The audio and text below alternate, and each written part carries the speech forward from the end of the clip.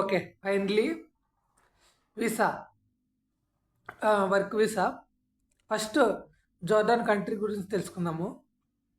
Jordan country ఆహ్, ఆహ్, చుట్టూ Syria, Iraq, Iran, Saudi Arabia, Israel బార్డర్స్‌తో ఉంటుంది. సో, జోర్డాన్ ఓ స్మాల్ టెరిటరీ అనమాట. ఓ స్మాల్ కంట్రీ. మేబీ తెల్ తెలంగాణ తెలంగాణ స్టేట్ తెలంగాణ స్టేట్ కంటే చిన్నదనమాట జోర్డాన్ కంట్రీ. మీరు మ్యాప్‌లో చూస్తే తెలుస్తుంది. ఇజ్రాయిల్, జోర్డాన్ పక్కపక్కనే ఉంటాయి. ఆహ్, లాస్ట్ టైము ఆహ్, యుద్ధం జరిగినప్పుడు గానీ ఆహ్, ఇరాక్కు ఇరాక్కును జోర్డాన్‌కి యుద్ధం ఇది ఇరాక్కు, ఇజ్రాయెల్‌కి యుద్ధం జరిగినప్పుడు డ్రోన్స్ అటాక్ చేసినప్పుడు ఇది జోర్డాన్ కంట్రీ గాన్ని డిస్మాంటిల్ చేసింది. ఆహ్, సో, జోర్డాన్ కంట్రీ గురించి చెప్పాలంటే జోర్డాన్ కంట్రీ అనేది ఒక ఆహ్, ఆహ్, ఇది డెమోక్రటిక్ కంట్రీ కాదు. ఆహ్, రాజు పరిపాలిస్తాడు. కింగ్ అబ్దుల్లా II అని. సో, మేబీ ఇండిపెండెన్స్ వచ్చినప్పటి నుంచి కింగే పరిపాలిస్తున్నాడు. మళ్ళీ ప్రైమ్ మినిస్టర్ ఒకడుంటారు. ప్రైమ్ మినిస్టర్ ఉంటారు ఒకరు. So, prime minister, king both are ruling అనమాట. ఏదైనా ఒక రమాదాన్‌కి ఫంక్షన్‌కి హాలిడేస్ కావాలన్నా, లేదంటే ఆహ్, లీవ్స్ ఇష్యూ చేయాలన్నా, ఇండిపెండెన్స్ డే డిక్లేర్ చేయాలన్నా, ప్రైమ్ మినిస్టరు కింగ్ అబ్దుల్లా సలహా తీసుకొని రిలీజ్ చేస్తాడనమాట. సో, జోర్డాన్ అనేది ఒక రాజరిక దేశం అన్నమాట. It is not like India. So, Jordan గురించి బ్రీఫ్‌గా అది. సో, ఇంకా నెక్స్ట్ వీసా గురించొస్తే వర్క్ వీసా. వీసాలో చాలా రకాలున్నాయన్నమాట. Work visa, educational visa, tourist visa, business visa, మళ్ళీ అవేందో కల్చరల్ వీసా అంట. ఏమైనా ప్రోగ్రామ్స్ జరిగినప్పుడు కల్చరల్ వీసా, ఫెమినిస్ట్ వీసా ఏమేమో చాలా రకాలున్నాయి. బట్ మనం వర్క్ వీసా గురించి తెలుసుకుందాము. ఎందుకంటే మనకు అవసరమైంది అదొకటే. ఎందుకంటే మనం జాబ్స్ కోసం వస్తాం కాబట్టి వర్క్ వీసా గురించి మాత్రం తెలుసుకుందాము. సో, వర్క్ వీసా మామూలుగా tourist visa first visa types అన్నీ తెలుసుకున్నాం గదా! టూరిస్ట్ వీసాకి 40 జేడీ పే చేయాలి. అది 40 జేడీ ఎక్కడ పే చేయాలంటే, ఈ వీసా అన్నా అప్లై చేసుకోవచ్చు. ఈ వీసా అంటే ఎలక్ట్రానిక్ వీసా ఆన్‌లైన్‌లో అప్లై చేసుకోవచ్చు. ఒక యాప్ ఉన్నది. జోర్డాన్ గవర్నమెంట్ యాప్ ఒకటుంది. ఆ యాప్‌లో వెళ్ళి ఈ వీసా అప్లై చేసుకోవచ్చు. ఆహ్, జస్ట్ 1 పర్సన్‌కి 1 వీసా అట్ ఎ టైమ్ వస్తుంది. ఈ వీసా. 2 పర్సన్ కావాలంటే సేమ్ సేమ్ డెబిట్ కార్డ్‌తో కుదరదు. 2 డిఫరెంట్ కార్డ్స్ ఉంటే సేమ్ ఫ్యామిలీలో ఇప్పుడు ఇద్దరికి కావాలంటే టూరిస్ట్ పీపుల్‌కు హస్బెండ్, వైఫ్‌కి ఇద్దరికి 2 కార్డ్స్ సేమ్ డే అంటే 2 కార్డ్స్ డెబిట్ కార్డ్స్ గానీ, క్రెడిట్ కార్డ్స్ కానీ యూజ్ చేసి జోర్డాన్ కార్డ్స్ యూజ్ చేసి మనం పర్చేజ్ చేయొచ్చు. ఇండియా కార్డ్ మేబీ ఐడియా లేదు. ఆహ్, మేబీ ఇండియా కార్డ్ కానీ ఎనేబుల్ ఉంటుంది. తెలీదు. ట్రై చేస్తే తెలుస్తుంది. సో, అది విషయము. Jordan tourist visa. Jordan tourist visa first ఈ వీసా చెప్పాను గదా! ఈ వీసా ఒకటుంటుంది. ఈ వీసా తర్వాత మళ్ళీ ఇది హ్మ్. ఆహ్, వీసా ఆన్ అరైవల్ ఆప్షన్ ఉందనమాట జోర్డాన్ కంట్రీకి. వీసా ఆన్ అరైవల్ అంటే మనము జస్ట్ టికెట్స్ బుక్ చేసుకొని ఇక్కడికొచ్చి మనము అక్కడి నుంచి టేక్ ఆఫ్ అయినప్పుడు జస్ట్ ఆహ్, మనము రిటర్న్ టికెట్ చూపిస్తే వీసా ఆన్ అరైవల్‌కి యాక్సెప్ట్ చేసి మనకి బోర్డింగ్ పాస్ ఇస్తారు. సో, ఇక్కడికొచ్చి మనము 40 జేడీ పే చేసి తీసుకోవచ్చు. 40 జేడీ పే చేస్తే వీసా ఇస్తారు. దానికి ఇంకో జోర్డాన్ పాస్ అని ఒకటుంది. జోర్డాన్ పాసు, ఈ వీసా సేమ్ అమౌంటే. జోర్డాన్ పాస్ తీసుకుంటే మీకు మళ్ళీ మీరు ట్రావెల్ చేయను ఉపయోగపడుతుంది. జోర్డాన్ వీసా తీసుకున్న వాళ్ళకి. ట్రావెల్ చేసుకోవచ్చు. ట్రావెల్ చేసుకొని మీరు ఇప్పుడు సపోజ్ ఏదన్నా ఇప్పుడు రోమన్ థియేటర్ ఉంది. వాదిరాము, మళ్ళీ ఆహ్, అకాబా, రెడ్ సీ అట్లా ప్లేసెస్‌కి పోతే అక్కడేదో ఎంట్రన్స్ ఫీ ఉంటుందనమాట. 20 జేడీ, 30 జేడీ. 20 జేడీ అంటే మేబీ 20,000, 2,000 ఇది ఇండియన్ కరెన్సీలో. అట్లా 2, 3,000 చార్జ్ చేస్తా వస్తారనమాట ఓ ఎంట్రన్స్ ఫీలో. బట్ రోమన్ థియేటర్‌కైతే తక్కువే. మేబీ 1 జేడీను, 2 జేడీను చార్జ్ చేస్తారు రోమన్ థియేటర్ దగ్గర. ఓల్డ్ థియేటర్, రోమన్ కాలమ్స్ నాటి రోమన్స్ ఉండేప్పటి బిల్డ్ చేసిండేది అది. బాగుంటుంది. నేను వెళ్ళాను ఒకసారి. సో, బేసికలీ టూరిస్ట్ వీసా గురించి అంతే. ఇంకా వర్క్ వీసా గురించొస్తే, వర్క్ వీసా మామూలుగా 2 టైప్స్ ఆఫ్ వీసాస్ ఉంటాయి వర్క్ వీసాస్.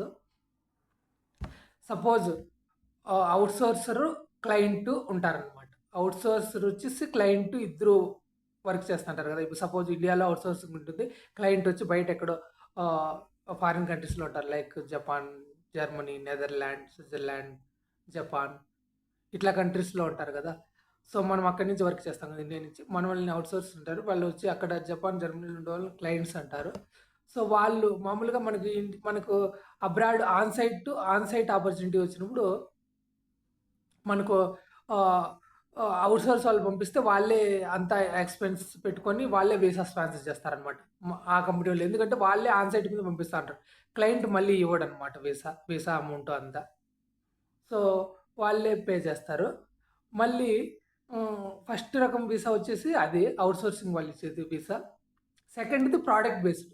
ఏ కంపెనీ అయితే మనము ఒరిజినల్‌గా వాళ్ళు ప్రొడక్ట్స్ బేస్డ్‌గా ఉంటుంది. అంటే ప్రొడక్ట్ బేస్డ్ అంటే ah, like manufacturing company, like retail company, own company. They are getting service from other companies like outsourcing companies. Like India, we have right so many outsourcing companies, BPO companies that are all called outsourcing companies. So, to ఒక visa వచ్చి outsourcing వాళ్ళు sponsor చేస్తే, ఇంకో visa వీళ్ళు sponsor చేస్తారు. ఎవరు? Clients sponsor చేస్తారు. అంటే క్లయింట్స్ ఎప్పుడు స్పాన్సర్ చేస్తారంటే, అవుట్‌సోర్సింగ్ ద్వారా స్పాన్సర్ చేయరు. వాళ్ళకై రిక్వైర్మెంట్ ఉంటే, ఇప్పుడు ఒక కంట్రీని ఏమంటారంటే, ఒక టెరిటరీ అంటారు మామూలుగా నార్మల్ లాంగ్వేజ్‌లో. ఇక్కడ వచ్చిన లాంగ్వేజ్‌లో నేను వచ్చినప్పటి నుంచి వింటున్న లాంగ్వేజ్ కంట్రీ అంటారు. టెరిటరీ అంటారు బుక్స్‌లో, అకౌంట్స్ ఆఫ్ బుక్స్‌లో. సో, టెరిటరీ లెవెల్‌లో ఏమంటారంటే, టెరిటరీ కావాల్సినప్పుడు మాత్రం వాళ్ళు తీసుకుంటారు. ఏంది రిక్వైర్మెంట్ ఉంటే స్పాన్సర్ చేస్తారు. నా వీసా అట్లే వచ్చింది. టెరిటరీ వాళ్ళే ఆహ్, ఆహ్, నన్ను యాక్స్ నాకి కాల్ చేసి హ్మ్, టెరిటరీ వాళ్ళ ద్వారానే నేను డైరెక్ట్‌గా ఆహ్, క్లయింట్ ఆపర్చునిటీ వచ్చింది. క్లయింట్ ప్లేస్‌లో వర్క్ చేసేదానికి డైరెక్ట్‌గా.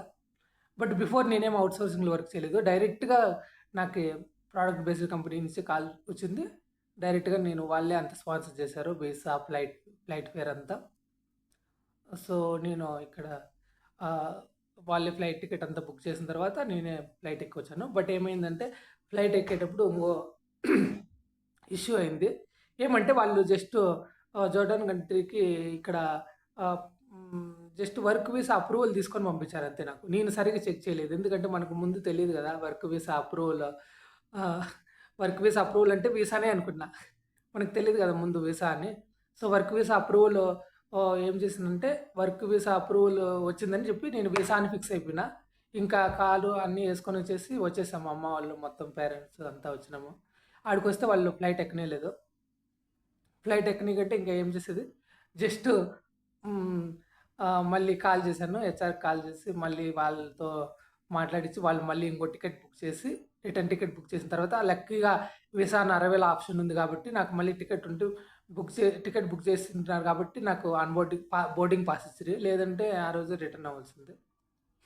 బట్ గాడ్ గ్రేస్ నేను బోర్డింగ్ పాస్ తీసుకొని ఫస్ట్ టైమ్ లైఫ్‌లో 2 ఫ్లైట్స్ ఎక్కాను డైరెక్ట్‌గా. Bengaluru to Bahrain, Bahrain to Amman, queen Alia airport. So, ఇది వర్క్ వీసా గురించి. సో, ఈ వర్క్ వీసాలో మళ్ళీ డిఫరెంట్ టైప్స్ ఉంటాయన్నమాట. ఇప్పుడు క్లయింట్ అనే కంపెనీ వాళ్ళు ఏం చేస్తారంటే, నీకు వీసా ఇస్తారు ఓకే. బట్ ఫ్యామిలీకి ఇవ్వరు కదా! ఫ్యామిలీకి ఇవ్వాలి కదా! సో, అది చెక్ చేసుకోండి. మీరెప్పుడన్నా ఆపర్చునిటీ వచ్చినప్పుడు మీకిస్తాండ్రా? ఫ్యామిలీకి ఇస్తున్నారా వీసా అని కనుక్కోండి. ఫ్యామిలీకి మీకు ఇద్దరికి ఫ్యామిలీకి మొత్తం మీ పొజిషన్ డిజిగ్నేషన్ బట్టి మీ డిజిగ్నేషన్ బట్టి మీరు ఆహ్, డిమాండ్ చేయమని చెప్పట్లేదు నేను. మీ డిజిగ్నేషన్ బట్టి మీకు ఆటోమేటిక్‌గా అవి వస్తాయన్నమాట. దాని ప్రకారం మీరు తీసుకోండి. సో, వర్క్ వీసా టైంలో మేజర్ పాయింట్ అనమాట అది. ఫ్యామిలీ వీసా స్పాన్సర్ చేస్తారా లేదా కనుక్కోండి. ఫ్యామిలీ వీసా స్పాన్సర్ చేయకపోతే ఏక్ నిరంజన్ మీరే ఒకరే ఉండాల్సొస్తది అబ్రాడ్‌లో. ఓకే. ఫ్యామిలీని తీసుకురావచ్చు. హెల్ప్ చేస్తారు. బట్ ఎక్స్‌పెన్సెస్ అంతా మీవే ఉంటాయి. ఫ్లైట్ ఫేర్, వీసా అంతా మొత్తం మీవే ఉంటాయి. ఎందుకంటే మనకు తెలీదు కదా! ఫస్ట్ టైమ్ వచ్చినాం కాబట్టి మనకు తెలీదు. సో, అట్లాంటివన్నీ టేక్ కేర్ చేసుకోండి. సో, వీసా గురించి బ్రీఫ్‌గా అది. సో, ఇంక కంట్రీ గురించి చెప్పాలంటే ఇంకా చాలా ఉంటాయి. అవి నెక్స్ట్, నెక్స్ట్ ఎపిసోడ్‌లో కలుసుకుందాము. నెక్స్ట్ టాపిక్‌లో డిస్కస్ చేద్దాం. Okay. Thank you so much.